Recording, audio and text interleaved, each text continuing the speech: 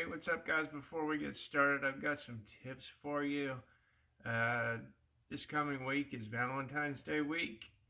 If you're going to be buying flowers from a florist, go ahead and get your order in now. The sooner the better service you're going to have. If you really don't care about your wife or your girlfriend, go with something like 1-800-Flowers, because what those services do is they they lowball the price for what you get, and then they distribute it to whatever florist is in your area, and they take, I think, 20%, 25%, something like that, right off the top of what the florist makes. So you're not going to get what you see. You're going to get maybe 75% of what you see, and the quality is just not going to be there. So go ahead and support your local florist. And I got a funny story for you. I came in here, and the wife said that she had some flowers come in, and could I go ahead and process them? So I did, and then there was a knock on the door. What are you doing closed? It's Saturday. How you gonna make any money if you're closed? Oh, yeah. The wife said that she had some flowers come in, and she sent me up here to process them. We got Valentine's Day coming up next week. It'll be super busy then. I guess she just wants to get a little rest in before then. I just don't understand. I don't know how anybody can have a business and make any money while they're closed on Saturday. So that's certainly not the first time that guy's done that. He's retired. He's got nothing better to do. He could come up here at any time during business hours. Some people are just like that. And what I've found since I've been in business for myself is that people who've never been in business for themselves don't really understand what it's like. They don't get that perspective. It's no offense. It's just a completely different perspective on basically everything. And you guys out there who are self-employed know exactly what I'm talking about. Anyway, enough of me blabbing. I did finish the Shroud mod. And to be quite honest with you, I was a little bit worried about it because I didn't like the way the 700 millimeter barrel looked on my Bumblebee. That's why it was only on there for like one day. But it actually, in my opinion, looks really nice on Freebird. So let's take a look at that.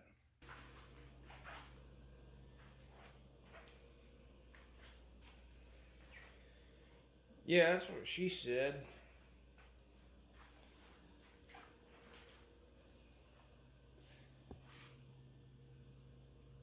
So there we have Freebird with 700 millimeter Russian smooth bore, carbon fiber shroud, and I actually like it. That part of it kind of bothers me for some reason with the shorter 400 millimeter barrel on it, but I don't mind it with the longer barrel on it. About how I did this. There's a bushing somewhere in there. It's just a free-floating bushing. I'll show you that in a minute. The end nut. Look, I was able to get some speed lines in it. Yeah, I did that with a center drill. It was really loud. I don't know how well you can see, but yeah, I'm gonna do a few things different on this. By the time I get around to making more of them, I'm gonna be a little better on the lathe. But the dimensions turned out pretty good. It's a really tight fit. I'm not gonna be making them as tight a fit, so the shroud can spin independent of the end nut. So when you screw it on, the shroud doesn't rub against the frame. But we'll take it apart and show you. So the bushing slides on, and it just takes up the slack between the barrel and the shroud. I didn't take the end nut out of the shroud because it's in there pretty tight. But yeah, very simple. Now, just because it's simple doesn't mean it was easy to make, especially somebody who's very new to machining parts on a lathe. It's more simple than the Draws or the GMC barrels for the Draws because in those designs, the nut on the end actually holds the two halves of the gun together. That's not necessary for what we have. This top rail actually holds the two together. I was thinking that I was going to have to put 3 set screws in here in like a triangle pattern to grip down on the barrel.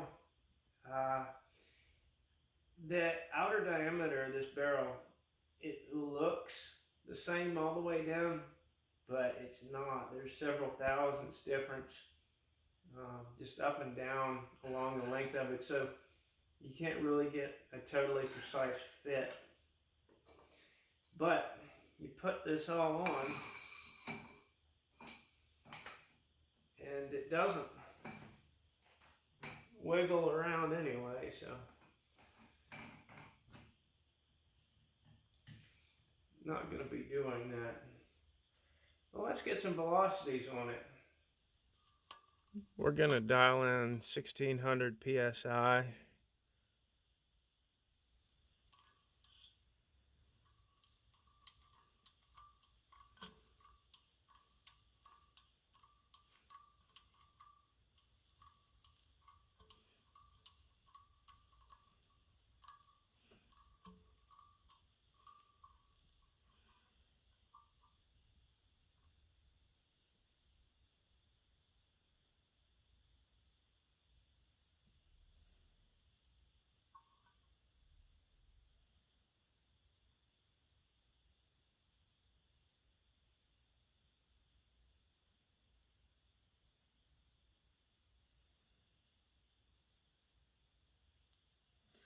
Okay, it's probably going to creep up the rest of the way. It's got about that much creep in it. Not really creep, but you know, the pressure in this hose has to adjust. This regulator is awesome.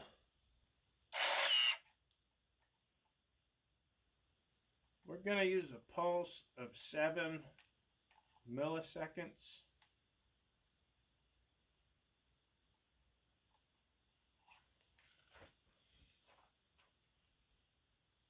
I was trying to get the barrel in there, but if I get the barrel in there, I will shoot the crony, and I don't really want to do that today.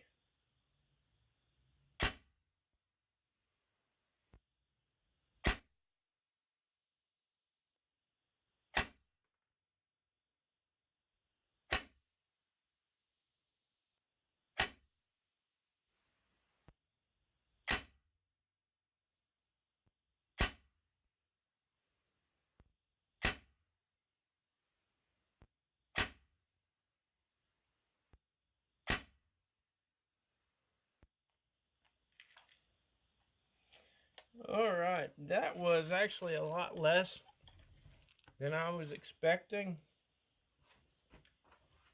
I probably need to adjust the solenoid because this barrel should be shooting over 1,000 feet per second. But it is what it is.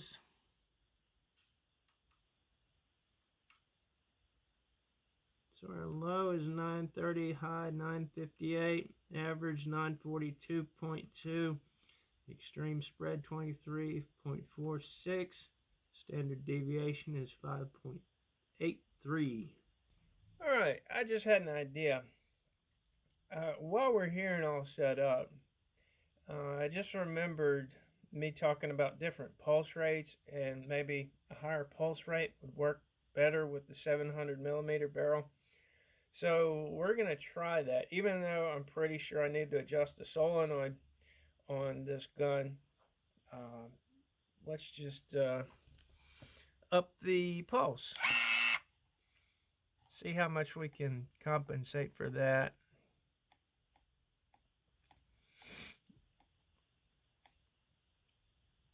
And we're going to go up to 11.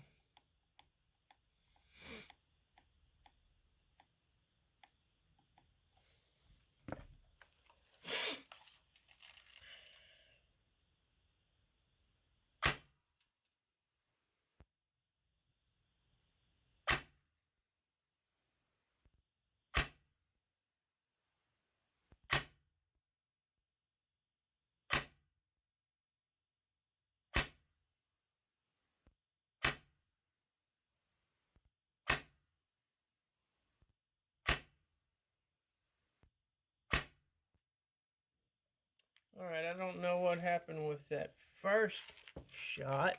Threw our numbers off. It felt like full power though. You can really feel the gun push back with the higher pulse. So that was our first shot, which is going to throw off all of our other numbers. 853 for our high, 924.7. Let's see if we can get a good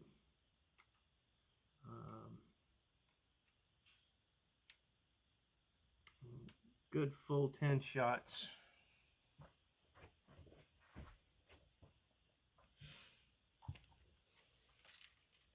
I have noticed in the past, I'm gonna just move this cord, that when you do get the pulse beyond what is optimal as far as the highest velocity that you can get, you start getting a larger deviation in velocity.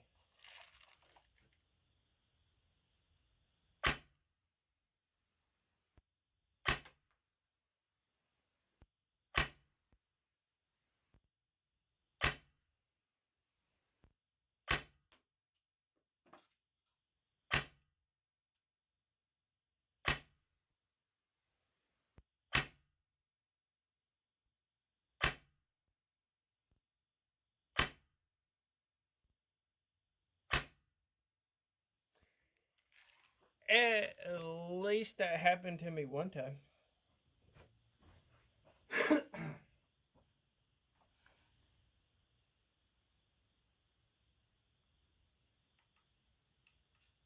Low 925.3, high 940.3, average 933.8, standard deviation 1502.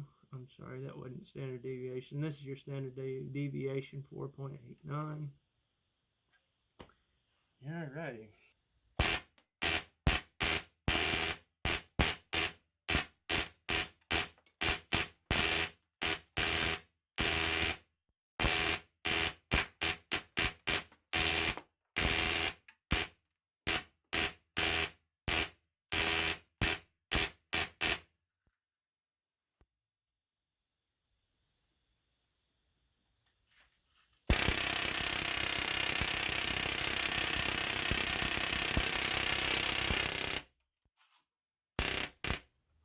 Was just a full auto test to see how well the 700 millimeter barrel works. In my experience, I don't know why this is, but the longer the barrel, the harder it is to get it to fire extreme fire rates. So I was having a time with that. At first, I had to tighten the clutch, and then I had to drop my pulse all the way down to 3 to get it to fire at 5K, and that really wasn't satisfactory to me, so I dropped down to, I think, 2K, and then just started ripping it up. And the other thing about the long 700 millimeter barrels is that they don't make them as well as the 400 millimeter barrel. I don't know why. I have no idea, but if you take one and you look down it, you can see these little rings inside it. And what happened at the end of that test was I got a BB stuck in the end of the barrel, and that's another reason that I don't like to shoot them, because when you do get a BB stuck in them, it is a royal pain in the butt to get out, especially when you're shooting with something like 1600 psi that really jams them in there good. And you're talking about a barrel that long. So if you're trying to push it out with a coat hanger or something and it's right in the middle, it's pretty much a nightmare. All right, well, so that is the 700 millimeter barrel. What I'm probably gonna do is I might just break that down and cut it shorter for a 400 millimeter barrel, because that's what I like to shoot anyway. And I might start offering those for sale once I get a little more proficient on the lathe. I will say this, it'll be a lot better to go ahead and have me make one, if you want me to make one, when you order the gun, because that way I can build it, specifically to the gun, and there won't be any, hey, this doesn't fit, or oh, I wish it would have fit just a little bit better. If you have me do it while I'm building the gun, I can have it match up exactly, and it would be perfect. All right, guys, that's about all I got for this Saturday. I'm going to go enjoy the rest of my weekend, and y'all do the same, and I'll see y'all later.